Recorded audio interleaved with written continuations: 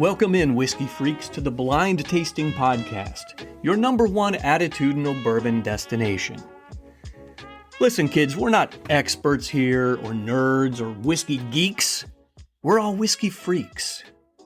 And honestly, it's something to be proud of. We've got passion, love, and we've got a cool hobby that might every once in a while piss off our spouse. But whatever it is, just go with it and enjoy it. If you can't have fun, then what's the point anyway?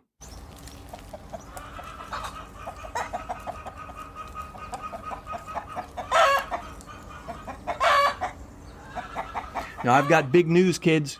It's Cocktober, and that means we'll be reviewing all things rooster, all things cock, all things chickens. You get the idea, right? Like I just said, we gotta have fun, right? And I don't want to get stuck in a rut of just plodding along, doing the stuff, and never getting creative. So I hereby proclaim it Cocktober. So here's the deal. I was going to review Beyonce's new whiskey, Sir Davis. But upon further investigation and a good bit of excellent whiskey drinking last night, I came to my senses. And I've decided to pass on reviewing it for now. And let me explain. Let's start with the bottle. It looks like Great Granny's perfume bottle to me, and there's really no two ways about it. You know what I mean. You get a blend of like overpowering rose and lavender and baby powder, and it's like a heavy cloud of potpourri. There's a sharpness to it. It just lingers in the air. Kind of stinks up your clothes. It's not good. So I've already got this crazy thought of, flowery crap in my head, just by looking at the bottle. And you guys know the bottle means a lot to me. Probably shouldn't, but it does. Now, the bottle does have a fun horse on it, so maybe horse people will like it. And this American whiskey, it's only 88 proof, so another celebrity whiskey at a relatively low proof point.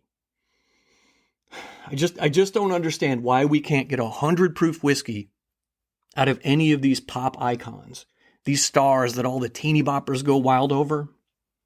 Is that too much to ask? Listen, Beyonce has a net worth of $800 million. $800 million. And we get another lower proof whiskey here.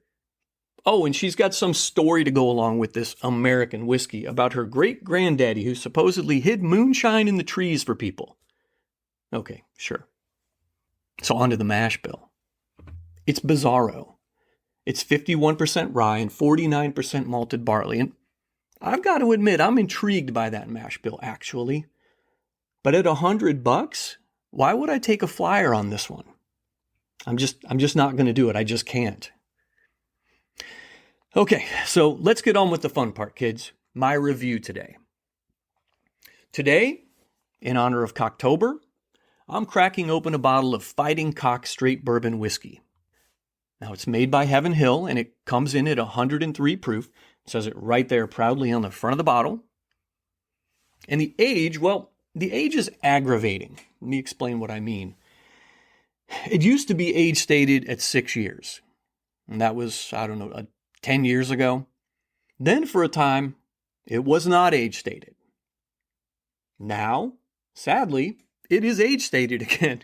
But it's age stated at 36 months. That's right, just 3 years. And I know this because it says it right on the back of the bottle. Now, I remember vaguely tasting this stuff about 6 years ago, and unfortunately, I'm guessing this is much younger than what I had back then. I am interested to see what, if any, there is differences here between this one today at 36 months and what I had before, which I really believe had to be 4 or 5 years old back then. The bottle. I always mention the bottle shape and style. It's shaped just like a bottle of Old Granddad bottled in bond. That's pretty much it. Picture that in your mind, and that's what the bottle looks like. It also has a cheap-looking clear sticker on front of a flying rooster. I mean, the graphic is cool, but it does really kind of look cheap. And, well, that kind of makes sense because I only paid $20 for this bottle. Now, the mash bill is 75% corn, 13% rye, and 12% malted barley. So we should expect to see some sweetness on this one. We'll see what we See what we come up with. Now the color, I say it's something kind of like a nice copper color, which is kind of pretty actually. It's quite nice. Maybe like a 1.3 or 1.4 if you use the official scale thingy. I say this every time. The color is probably irrelevant, especially if you're trusting me on this one, but it does sometimes give you an idea of the breadth of flavors you're about to receive in your mouth. In my opinion, the darker the hue of the whiskey, the deeper the flavors. That's not always true, but it is a lot of times, so it's worth noting, and I'll do that every single time. Now today I'm tasting with my blind tasting podcast etched rocks glass because I'm using only the finest of glassware for fighting cock. Let me crack open this bottle, and by crack it open I mean twist off the cap because it's super fancy. And I'm going to get just a little pour in my glass.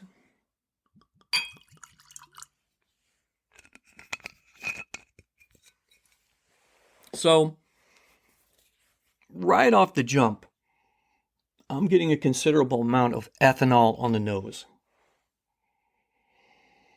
It's very sweet, which is kind of expected. Lots of vanilla, lots of caramel. Getting some sweet corn too. Maybe just a little dusty sweet corn. There are no legs to speak of in the glass as I swirl it around, a fancy term. So I'm going to take a sip here. Let's get right into it. Okay, it's very sweet. It's thin, rolls off the tongue really fast. Of course, the vanilla is in there, but honestly, it's a bit metallic. That's the best way I can describe that. Okay, let me take one more sip. Okay, so there's the oak. It's very subtle, but it's still very peppery, and the heat speaks way louder than the 100 proof on the front of the bottle would make you believe. I'm getting a lot of warmth in my chest, which I wouldn't ordinarily, I think, get with a 103 proofer. I'm going to take one more sip and see what kind of finish we get here.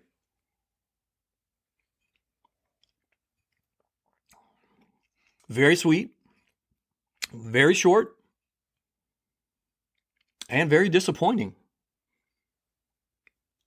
I think I got fooled by the nose. That the nose kind of tricked me into thinking this might be a really good drink, but sadly, my palate says otherwise. So what's the verdict? I'll have the answer right after the money spot. Are you looking to update your bar or man cave with some great photographs or wall art? Head over to Etsy at famousdocs.etsy.com and pick up some fantastic prohibition, whiskey, and gangster-related photographs and art. And if you purchase 4 or more items, you'll get 20% off your entire order for a limited time. That's famousdocs.etsy.com. famousdocs.etsy.com, and you can find that in the show notes. So, in the blind tasting podcast, we have 3 possible verdicts.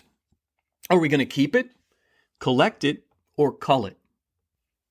Keep it means to proudly display it in your liquor cabinet or bar.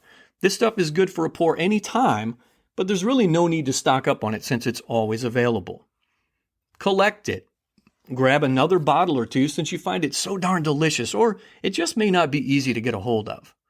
Or cull it. Use it to loosen rusty bolts or sanitize a dirty toilet.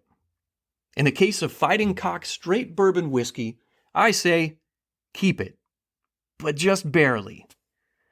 Okay, kids, I got fooled by the color. I always say the color can, be an indicator of flavor, but, well, not this time. The nose also fooled me. It's kind of wearing a disguise, I guess. I just got tricked into thinking this might be amazing, but it is not amazing.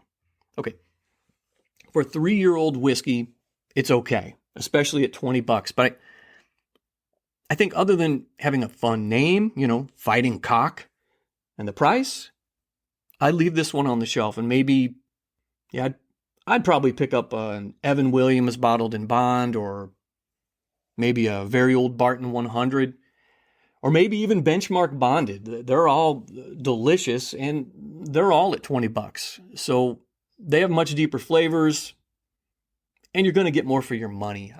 That's just my opinion. Truthfully, fighting cock kind of feels like a gimmick to me. A lot of smoke and mirrors, and in the end, it's boring thin whiskey with a fun-looking label. Now, I will finish my pour here today. Duh. But this bottle will most likely probably just collect a whole lot of dust on the very bottom shelf of my liquor cabinet. I'm not going to lead you astray, kids. I bought this myself. I tasted it myself. And you get to make your decision based on the truth as I see it. Last but not least, I got to give a shout out to the farmers, distillery production guys and gals, warehouse workers, bottlers, and truck drivers. They make it happen. So cheers to all of them. Well, that's all I got for today, Whiskey Freaks.